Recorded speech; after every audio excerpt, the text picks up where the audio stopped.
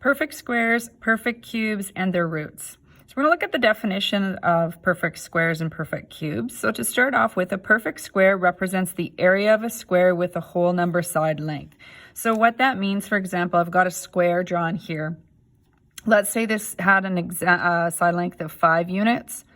So 5 times 5 would be 25 units squared. Maybe let's put the unit meter in just so we have a unit, meter squared. Okay, so the perfect square in this case would be 25 because the side lengths are whole numbers. And what we mean by whole numbers is there's no decimal answers. Okay, so that's what a perfect square is. So the square root is the side length to the perfect square. So 25 is the perfect square. 5 is the square root of 25. You probably are very familiar with your perfect squares. Okay, so for example, if you had the square root of 36, that would be 6 because 6 times 6 equals 36. Perfect cube would be three-dimensional. This represents the volume of a cube with a whole number side length. So for example, let's say I had 2 meters by 2 meters by a height of 2 meters. 2 times 2 times 2 for the volume. Volume is length times width times height would give me 8 meters cubed. Therefore, 8 is a perfect cube. So the cube root of 8 is 2.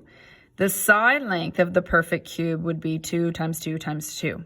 So you're not as familiar with perfect squares, perfect cubes as you are with perfect squares, but you're going to need to know the at least these first 4. Now, 1 cubed, or 1 is also a perfect cube, but of course 1 times itself, however many times, is still 1. So we're going to focus on what happens if we had 2 cubed.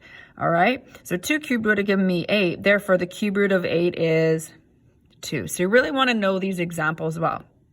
Cube root of 27, well, what did we multiply together 3 times to get 27? That would be 3. 3 times 3 is 9. 9 times 3 is 27.